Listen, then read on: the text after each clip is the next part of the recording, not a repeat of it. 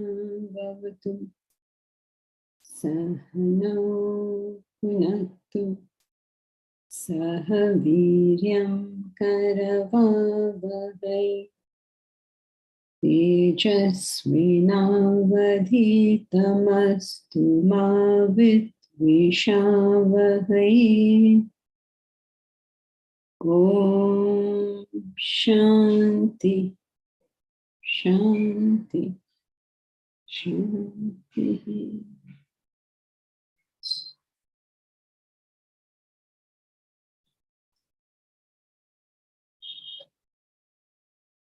Any questions on what we have done so far?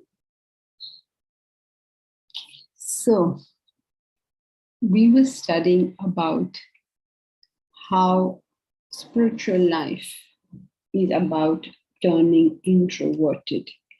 It is about being subjective, not being subjective in the sense that you're not objective, but subjective in the sense that it will reveal itself to us individually. Each one of us has, just to give some kind of allegory, we have all come out of Brahman in a particular way. We have all become formulated in a particular way. Now, to get back to Brahman, we have to go down that same route. You can't go somewhere else and try to be something else. You have to go backwards, back to that source, not outwards into creating more. Because wherever you do go, you will eventually have to go back. So each one has chosen his own route of coming out. Each one is different, individual, separate, distinct. We have made choices along the way. And each choice has led us to other choices.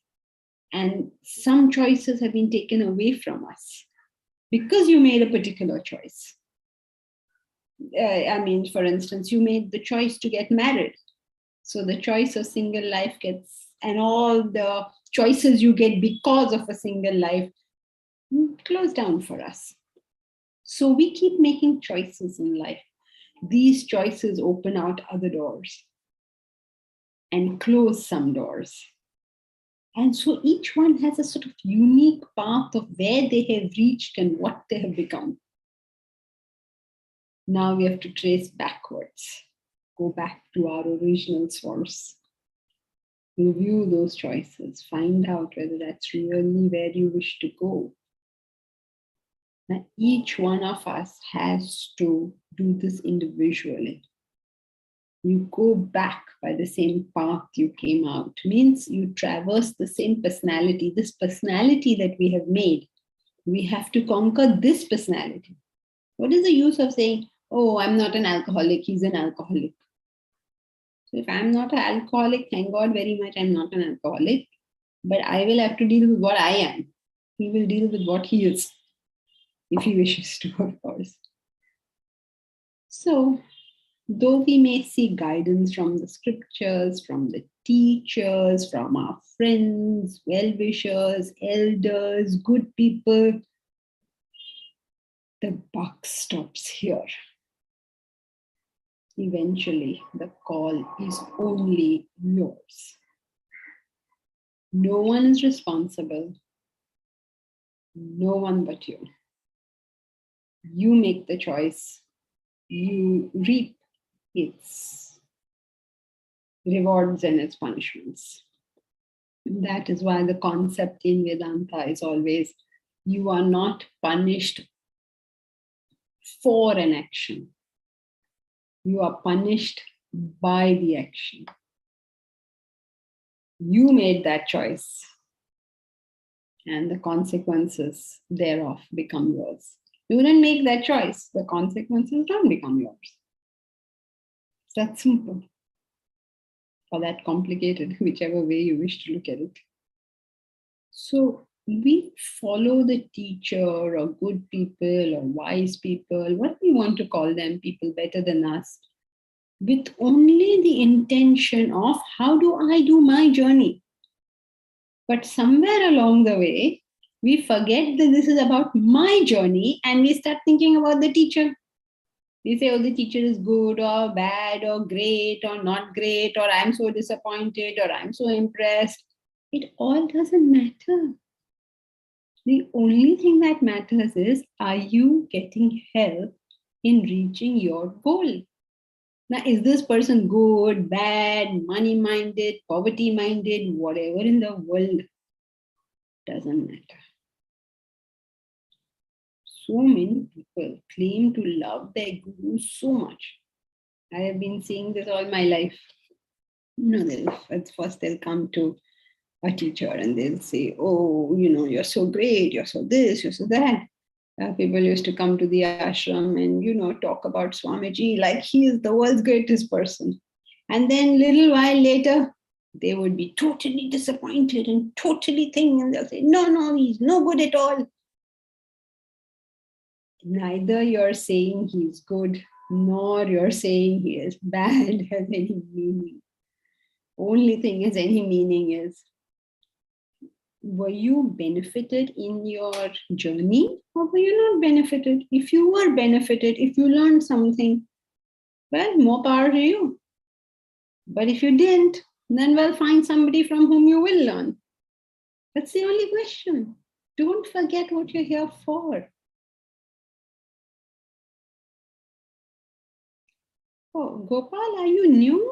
Anyone is new? If you all are not able to understand, please stop me because I'm just starting off. Didn't realize that there would be new people today.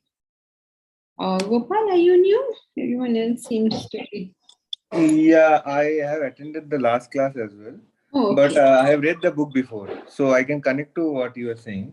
Okay, I've read nice. the book Vedanta Treatise. Yeah. Okay, nice.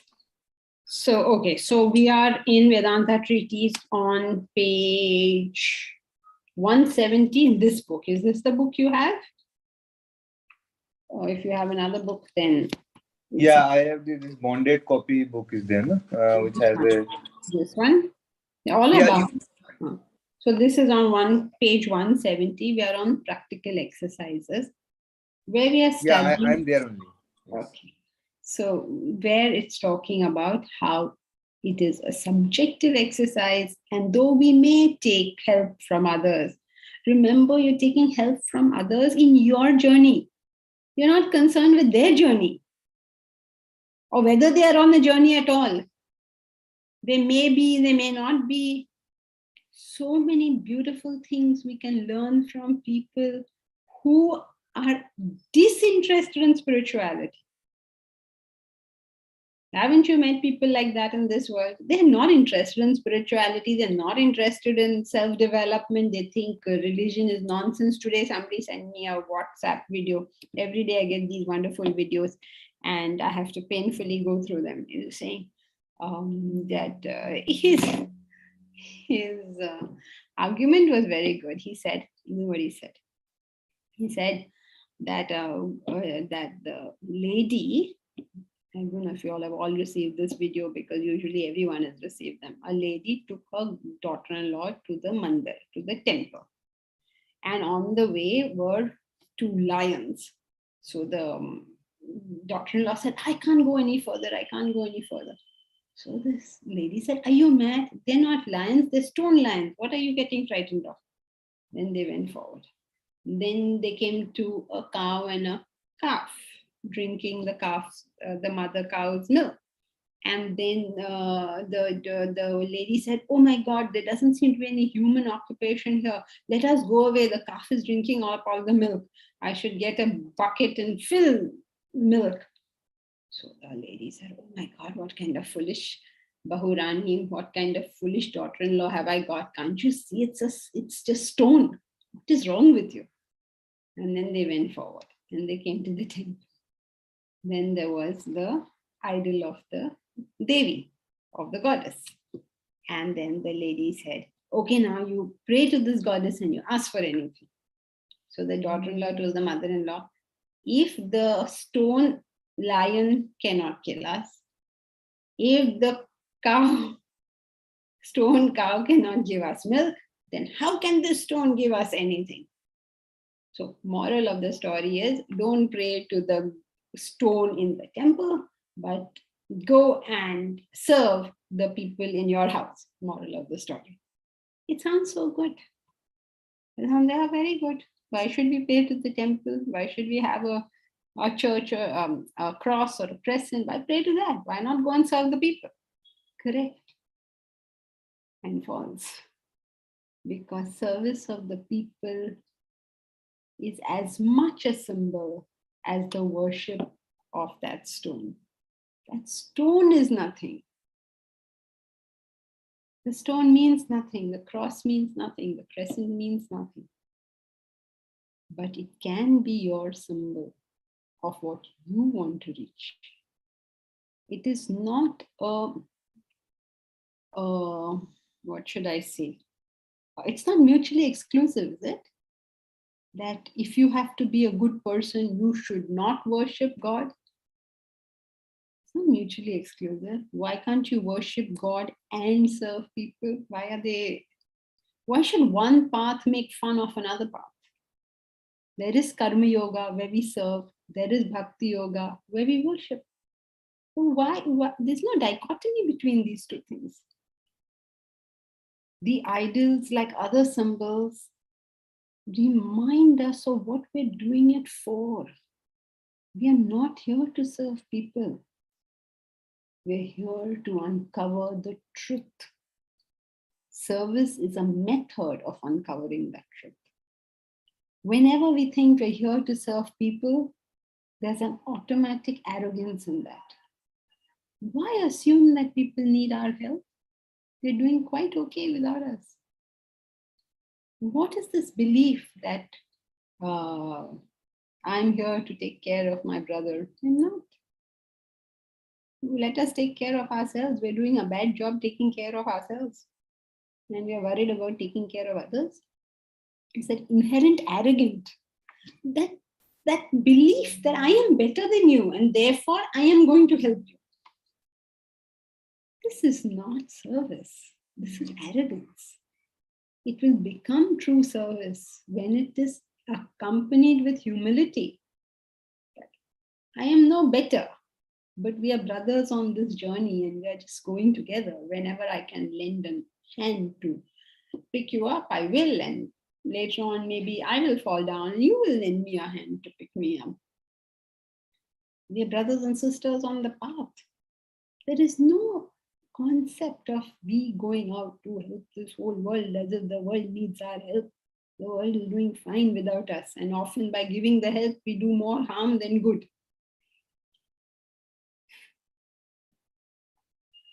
Ask any nagger in the world how much they think they're helping us. And we just think, hey, Bhagwan, when will this person stop telling me what to do?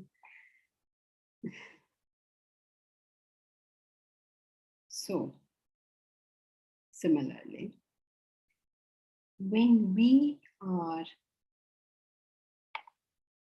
doing some service, let's go back.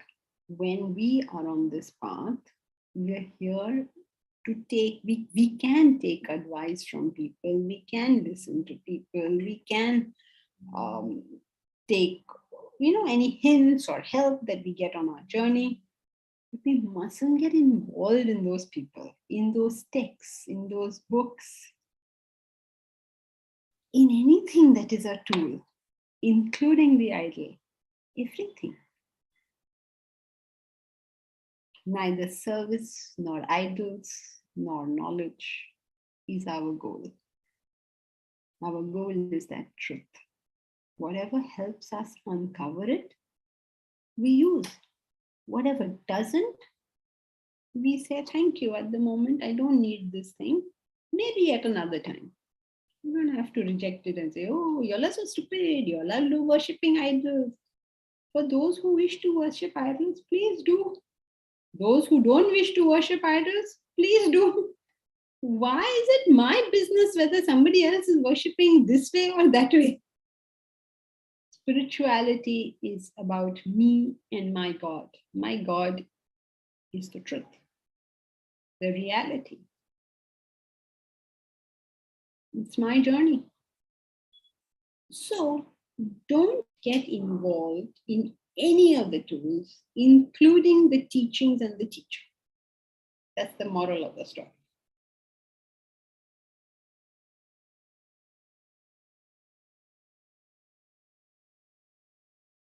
The Vedas call the knowledge as the lower knowledge.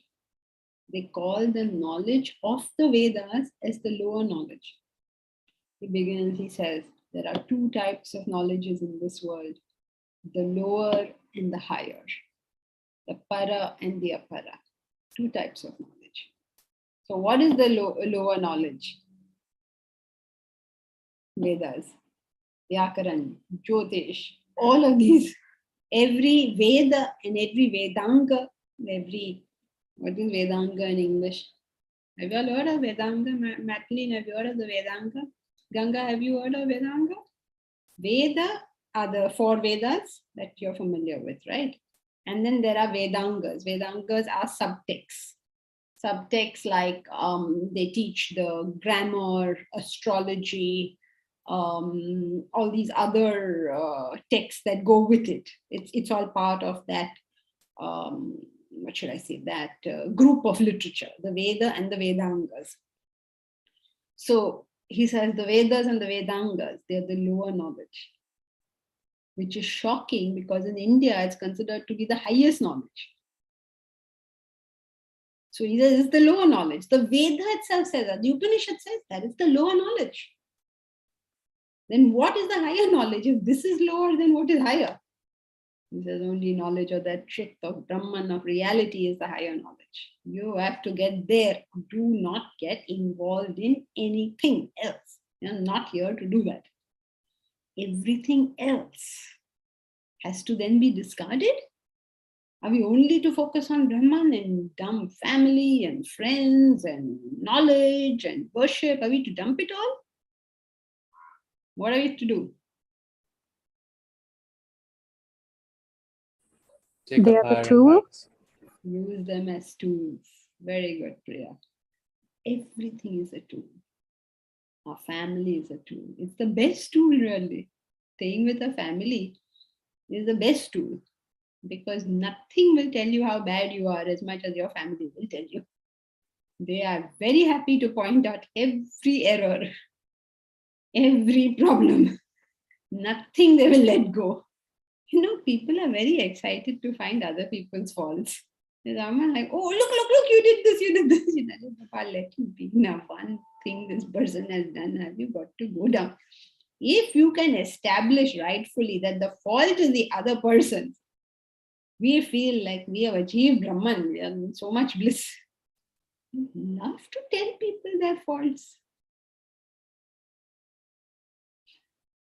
It's a funny thing. And that is how we get so involved in it. We're stuck over there because we are so busy seeing who has made which mistake. But no matter how bad it gets, can I see where I made the mistake? No matter how badly you are behaving, can I always see where am I making that error? Can I see that? Am I interested in seeing that? Am I conscious that in a fight there are always two things? I have one hand, can't clap. Two hands, and then there's a sound. One hand, nothing's happening. This hand is going on trying to clap. Nothing is happening. This hand comes and there's a clap. Cannot be discord without two people. Now you may say, or whenever I say this, I remember this very sweet lady. There was once some talk in a Rotary Club, I think, Rotary Club, Lions Club, something like that. And then she heard this and she immediately got up and she said, so cute. She said, no, my brother is taking away all my property. How is he right and how am I wrong? He is wrong. And you can see a point of view, right? He is wrong. He is taking my property. It's my property. He's helping himself to it. How can you say I am wrong? What does it mean to say I am wrong?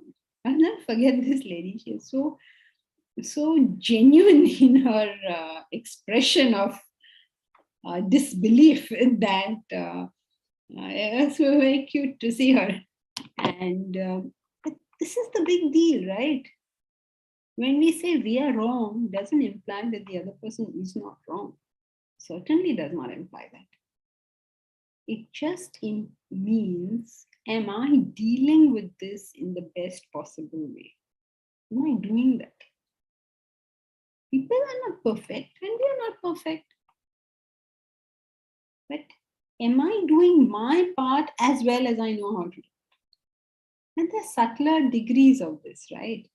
So I did not shout at you. So I think I'm a great person. I didn't even shout at you. You spoke to me so rudely and I didn't shout at you. But I did feel very negative towards you. Was I able to hold my love for you regardless of how you behaved? Did I maintain character and values? If I was able to hold my love for you regardless of how you behaved, I am now free to shout at you as much as I want. But my shouting, if I didn't shout, it's not a virtue. Because shouting and not shouting is not virtuous. It is what's in your heart that is virtuous. I kept quiet. Sometimes people say nothing, but they just sneer at you. You get it, right? They didn't say anything, but you got it, that they were looking down on you. And that will make you feel good. We don't like it if people do that to us. We do it to others. In what little ways we just cause harm. Just turning your face away from somebody. Little ways we can hurt people. We say things to our family members just so rude. In English, there are 3 simple words. Please, thank you, and sorry. If we can only accomplish these 3 words in our family life, we'll have 50% or maybe 80% improvement straight away. Please, can you do this? Thank you for doing it. Sorry, I have done this to you. But you never said please to me. Never mind whether you said please to me or not. You don't determine how I live.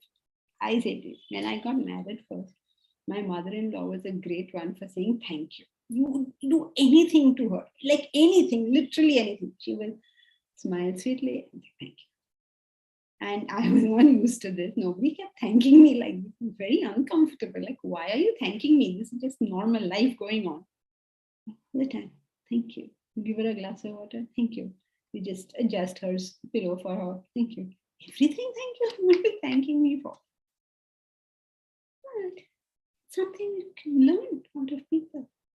You know, when they say thank you, it's not just polite manners. It's an acknowledgement of the fact that the other person is doing something for you. Because it's so easy for us to feel that you did nothing for me. But not if you have said thank you 50 times. Then you know that since I said thank you, that means 50 times at least this person has done something for me. So it's all about cleaning, cleaning, cleaning, cleaning, cleaning, cleaning, and some more cleaning, and some more cleaning, and some more cleaning. We are only scavengers. On the spiritual path, you are nothing but a bhangi. You know what a bhangi is? Bhangi are the scavengers. All we do is find the dirt and clean, find the dirt and clean, find the dirt and clean. That's all we do here. And we have many tools to do that. But please use the tools. Otherwise, like in India, you know, they take the Bhagavad Gita, they wrap it up nicely in a red cloth, and they worship it. It's a book, my dear. It doesn't help unless you open and read it. Open it, read it. We are so, you know, the whole country will tell you, Bhagavad Gita, it's a book. What a book. Say, excuse me, have you ever read it? No, but it's a great book. And how do you know it's a great book if you've never read it? It's a book. Please read it. And so these are all hundreds of tools which we will use in our path. We don't enslave ourselves to personalities or any tools. And especially not personalities. Why does he insist on this about the teacher? Because these are very strong attachments. We receive so much from the teacher, and we feel so grateful, so duty bound to the teacher, that it can become attachment at any point.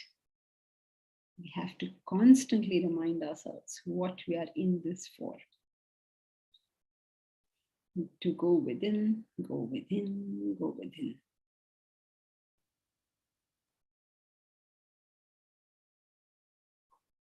But there are some teachers who encourage the attachment, who encourage following, who encourage belief, who don't tolerate questions, who feel question is an insult. What I tell you is the truth. Actually, it's not just gurus, because the gurus are us, right? It's just people like us. Do we encourage people asking us a question, or do we want them to do whatever we say?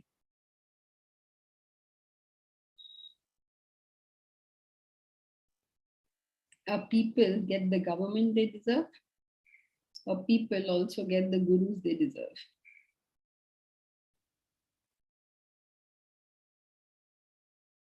So, when you're following, you get rules to follow. And when you get rules to follow, sometimes those rules are not applicable to you, so you become frustrated. The youth, in fact, say, I don't want to do it. Haven't you seen? You tell a teenager to do anything, they don't want to do it. The moment you say do it, they don't want to do it. If you indicate it should be done, they don't want to do it. That's the nature of youth to rebel. So let us not go down that path. Let us remember what we are doing, which is going within and clearing. Whole life now, we have only become scavengers. We are only going to clean. The moment we see the least bit of dirt in us, we are going to remove it. We have a negative thought about anyone, remove. I don't want it. What am I going to do with this thought? It's just stupid thought. Throw it in the bin. If you have a kind thought, then you keep it.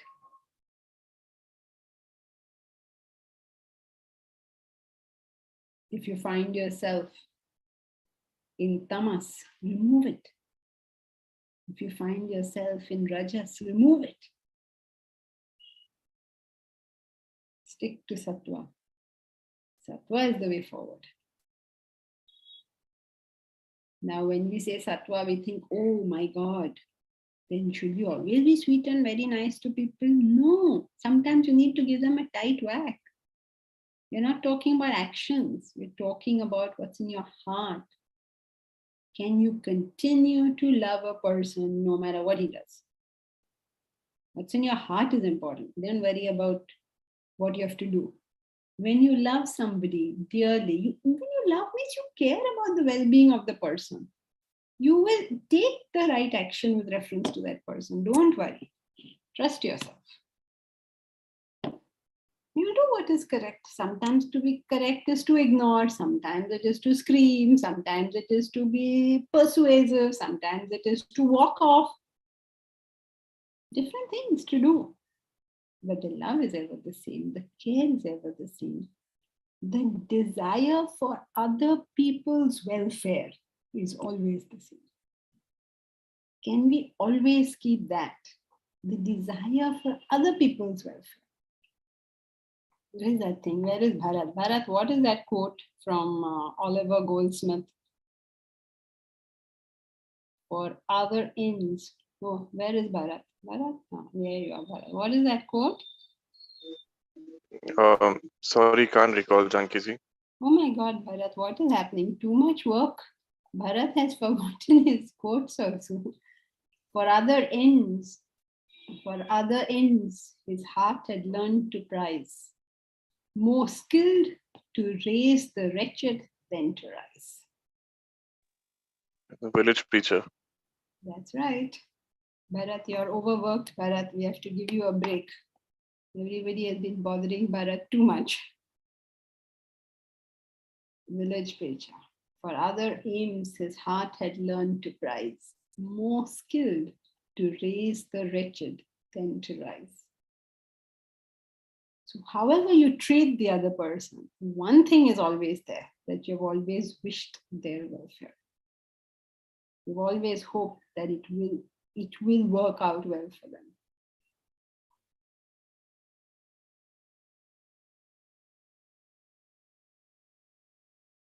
This classical living, wouldn't it be wonderful if we all could live like that? Just such a obvious way to live, no? Like what's to debate in that?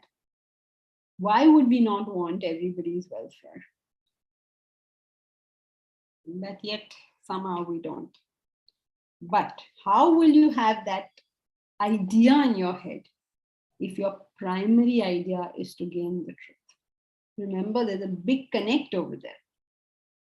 If your primary idea is that I have to reach the self, if this is the primary notion, then from this notion do all the virtues come.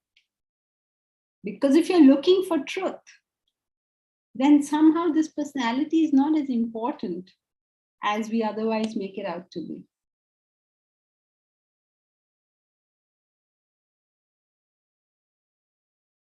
So look within, find it within. And for that, he gives us a very interesting story. So who will read the next paragraph? I will read, Janet. Please do.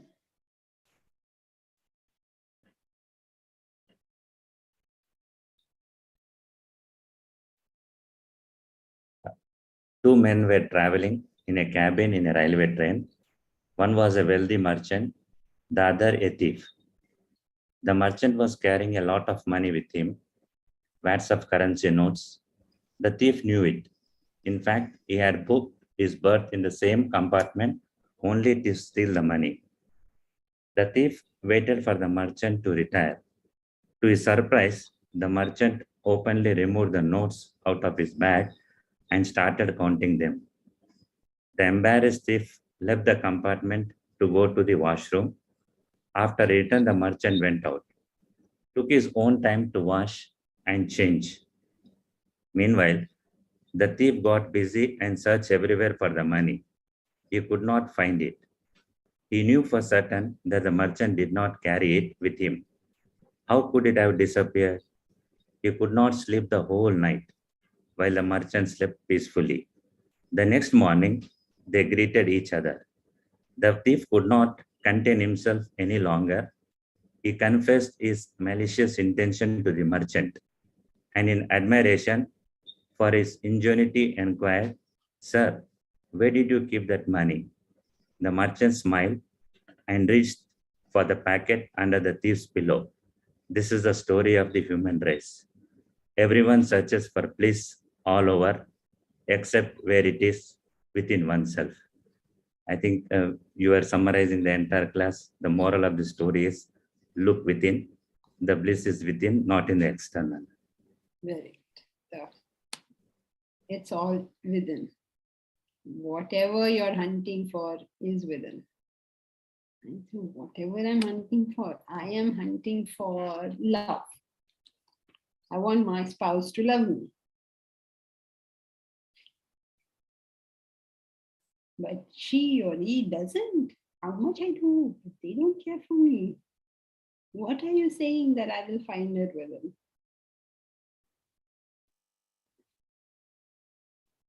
You will find it within. Because if you want satisfaction in love, there is only one way to get this. All of us are lonely. All of us feel alone. We don't find satisfaction in relationships and we long for it. But if you want satisfaction in relationships, there is only one way. Believe it or don't believe it. You might have to search the whole world before you believe it. But there is only one way to find satisfaction in relationships. And that is by being a loving person. There's no other way. When you're a loving person, when your heart is drenched with love, you will find satisfaction in love. Believe it or not. It sounds ridiculous, I know. You will say, no, what? I want a nice relationship with my spouse and you are telling me to love the whole world. What? Big deal. I don't know. If you feel like that, I understand, because I too felt like that at one time. When I heard it for the first time, I'm like, oh yeah, sure, give me another one. But the fact of the matter was that, what do you say? The only way to find satisfaction is by being a loving person. When you are a loving person, whoever has that capacity of being loving, you will have a relationship with that person. It is that simple. It's not that you're trying to have a relationship. It's not that you want to have a relationship. It's not that you need to have a relationship. But it's just a natural outcome. But no, we want to be attached. We want to hold on. We want to cling. It doesn't work like that. If you're looking for loads of wealth, you have to look within. If you think I should become the world's richest person, you will always have a feeling of not having money. It's an amazing thing, right? Everybody has that feeling that I don't have enough money. Except maybe Amarendra. Because Amarendra is, every time I look, he is giving some donation. Every 2 weeks he's giving some donation into the trust. So he must be one person who feels he has lots of money. But everybody else, oh, I don't have money, I don't have money. So when we were doing this crowdfunding, I was calling wealthy people. Obviously, if you want money, you will call wealthy people. And Yanki, volume is low. We cannot hear your volume. now is there any improvement? Did I cover anything by mistake? Is this fine? Now, Yeah, we did not have any problem. Yeah, we were able to hear you. No problem, actually. Let me see. Okay, now are you okay? Okay. So you go to them and they tell you, and I think genuinely, because they're my friends and people I know, so they weren't fake with me, that, I don't have any money to give. And I'm really surprised. One man, a friend from college, He picked me up in his S-Class Mercedes. We went for coffee to a, to a 5-star. All his car, his treat, everything his. I don't go for coffee to 5 stars. And then we went over there, and then I told him, no, please give me something. He said, what can I tell you? My whole business has collapsed. I have no money. What will I give? If I had, I would have given. He said, okay. I felt like giving him something. It's like, what do you say? When the attitude is not one of let everybody benefit, let everybody do well, you will never find that you have enough money. Why do you think the Tatas always come across as being quite satisfied with things? You know how the Tatas run their business, right? Most of their profits go into the trust, and the trust then does charity. That's their model. And you find those people are relatively, they're quite simple. The owners of the companies are quite simple, and they relatively look quite satisfied with life. So it's an amazing thing that even if, whether you're looking for money or you're looking for love or you're looking for knowledge, the only way is going. And when you unfold that bliss within, suddenly you're satisfied with money, you're satisfied with love, you're satisfied with knowledge.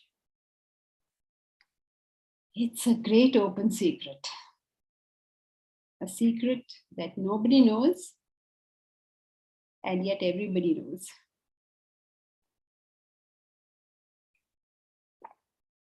Look within and find that satisfaction. Okay. So far, so good. Nobody's asking any questions. So I don't know whether y'all are with it or y'all have just given it up as a lost hope in life. Okay, y'all are with it? All right. So who will read the next paragraph?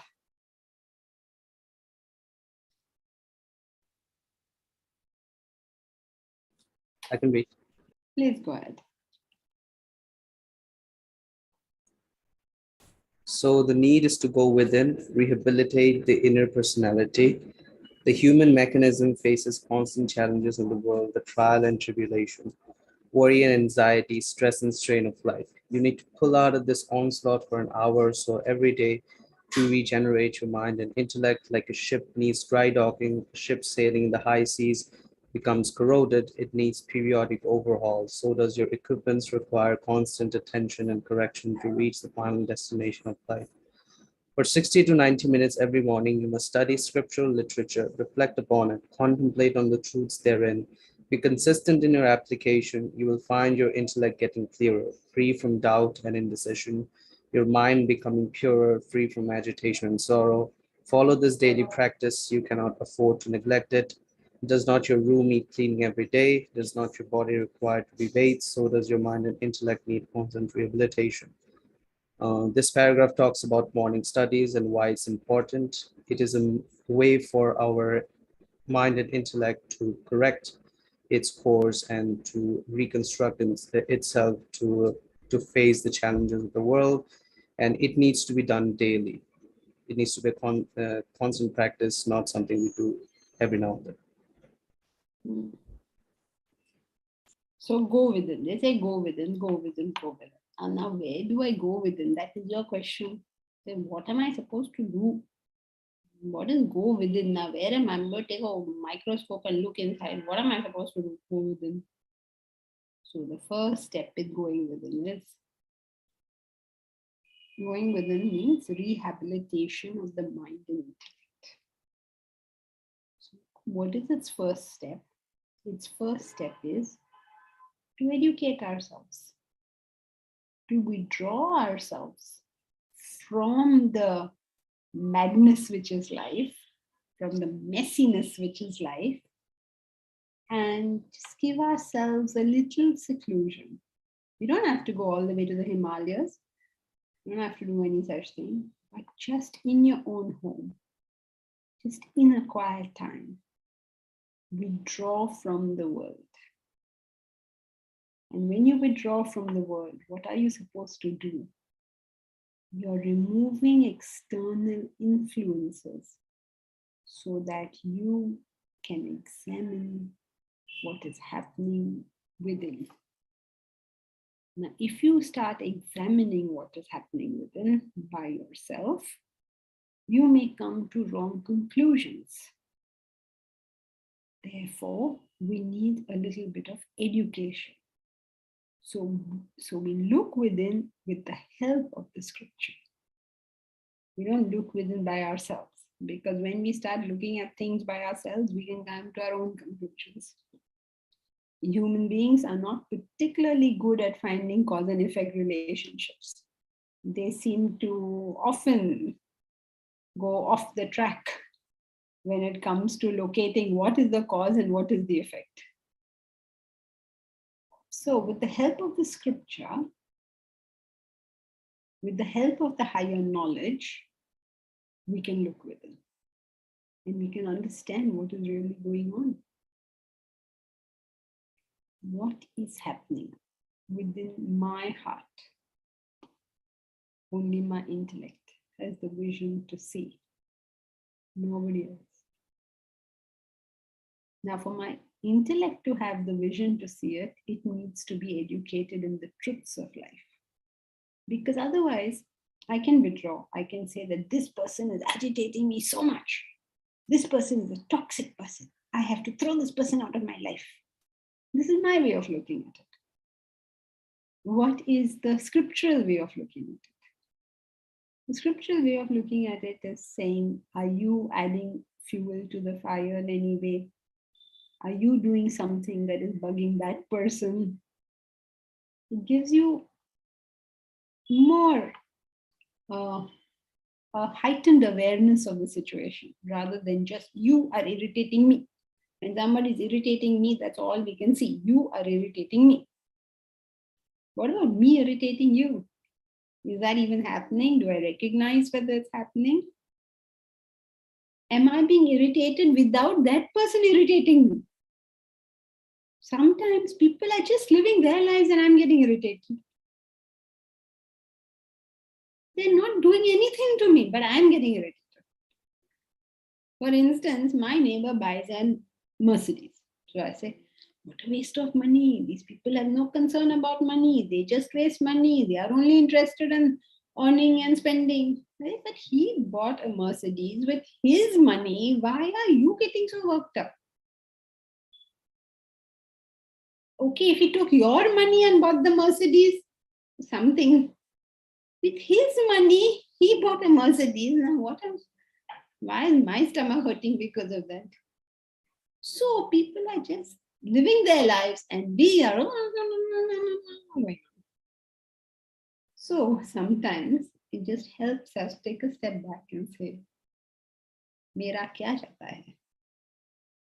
To translate that in English is, what goes of mine?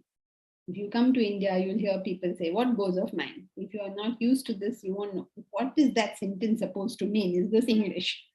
It's a direct translation from the Hindi. It's what goes of mine. In English, we would say, that's none of my business. But in India, we say, what goes of mine? So if you come, Ganga, if you come to India, you won't understand a lot of the English that goes on over here. Each country has its own English, let us say. And there are peculiar usages, which are usually a translation from the vernacular. So every time you come, think, what goes of mine? He bought a car. What am I crying about? His daughter is wearing certain kind of clothes. So what am I crying about? Those people are going to the temple or not going to the temple or going to the church or going to the mosque. What am I crying about? Why don't I attend to my affairs? So when I have the help of the scriptures, along with my own thinking and introspection, that's when the truth, the beauty of life starts unfolding. And to do this, you have to. There's no alternative. to requiring a little withdrawal of 60 minutes a day, at max 90 minutes a day, at minimum 30 minutes a day. Just as you can't keep the ship in the waters at all time and expect the ship to do well. Imagine if the ship stayed in the water all the time. The wood never dried. Then what would happen? The thing would corrode and it wouldn't be able to do the journey, right? So same thing happens with us. We need a little bit of dry docking. We need a little bit of daily cleaning. And when we do this daily cleaning,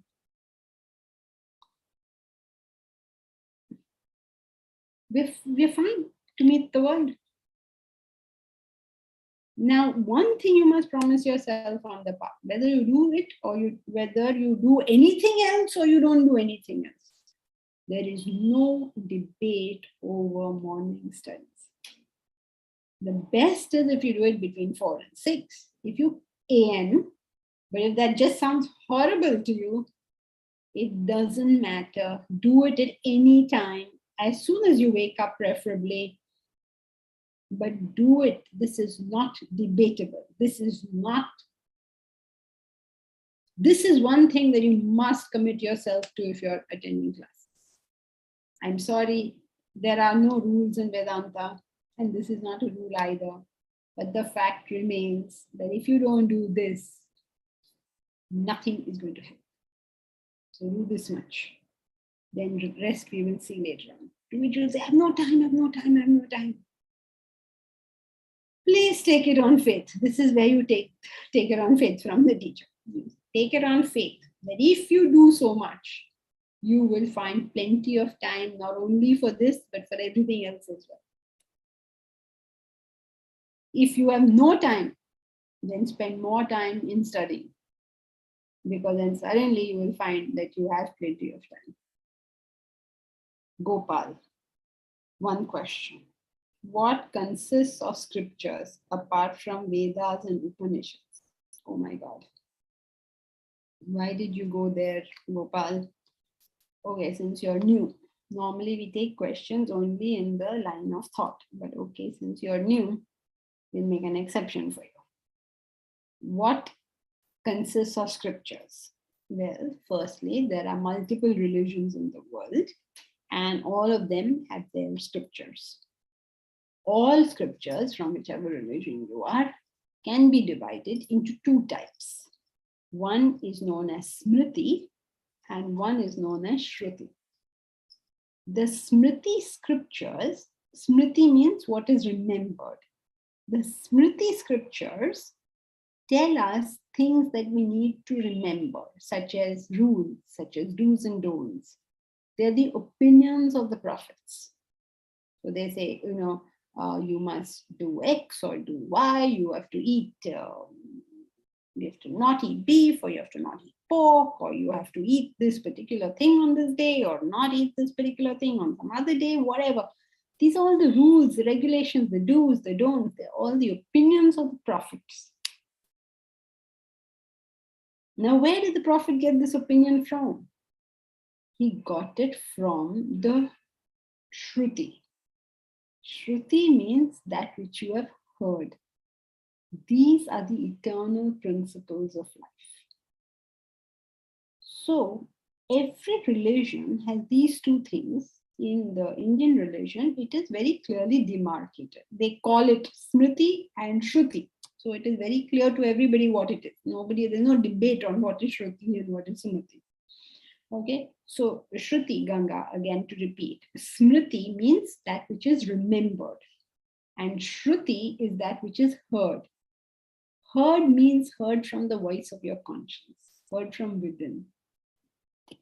Smriti means what you have been told, what you have remembered, because you were told this thing. You were told to do this or not do this. You have to go to Sabbath every Sunday or every Friday, depending on which tradition you're from. Now, every religion, every tradition has its own rules of what is to be done. Your head has to be covered under these conditions. It has to not be covered under these conditions. If there is death, then you do this. If there is birth, then you do this. And whatever, a whole bunch of rules. All that is known as the Smriti literature. And the Shruti literature gives us the eternal truths about life. These are common to every tradition, to every religion. They're the same because they're the truths. The truth cannot be different. Do's and don'ts can be different. How can the truth be different? So Muhammad says, La ilaha illallah. There is only one God and He is Allah.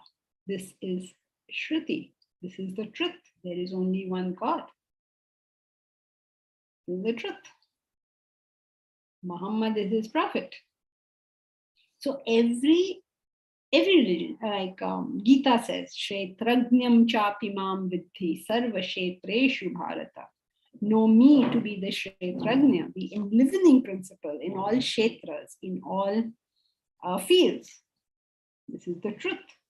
But when Krishna says to Arjuna, get up and fight, Arjuna, this is an instruction. It is applicable at a particular place, at a particular time, for a particular reason. But where did this opinion come from? It came from an eternal truth, which is that man must have, that if you want to achieve in this world, each one will have to do his obligatory duties. A causal effect relationship, an eternal truth. So similarly, if Muhammad says, marry 4 times, you will have to decide, is this Shruti or is this Smriti? Did he say this as an eternal truth for all people at all times? Or did he say this for a few people at a few times for a particular reason in a particular context? So if you want to understand it, then let us assume that the knowledge of MBBS is like the Shruti. That's knowledge, that's the laws of cause and effect. But the prescription your doctor gives you is the Smriti. Now you can't take your prescription and go and give it to another patient, which is what we do in these religious quarrels.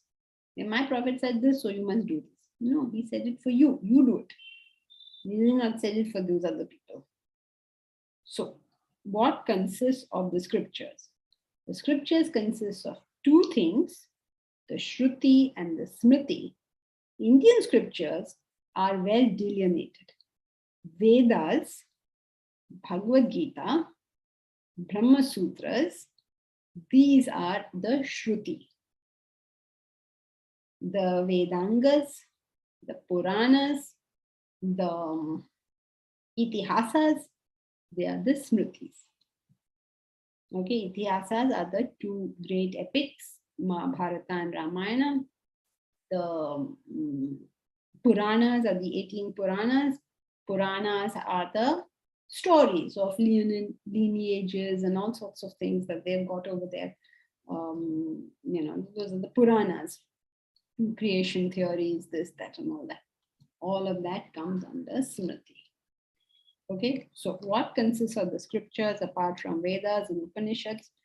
Firstly, Upanishads are part of the Vedas and they're all part of Shruti.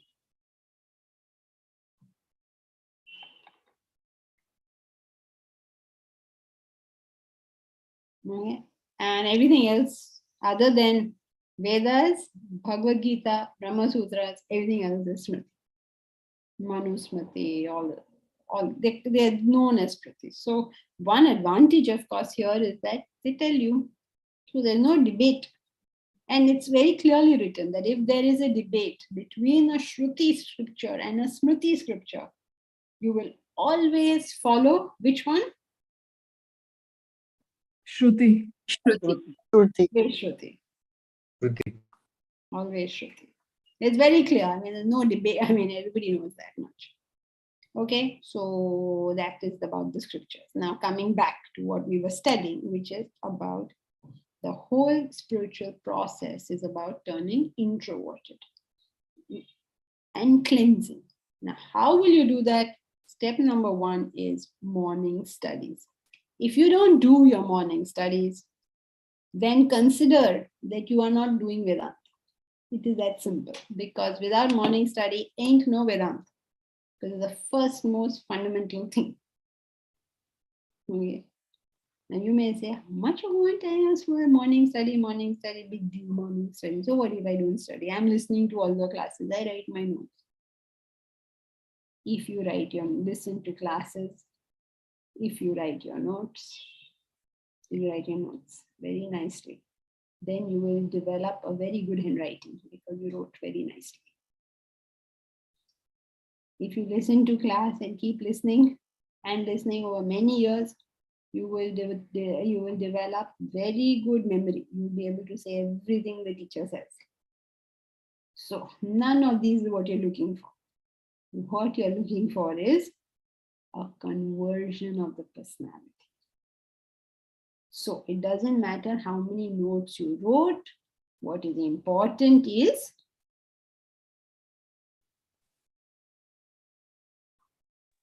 Morning study. how much did you read the notes you wrote? Did you read them?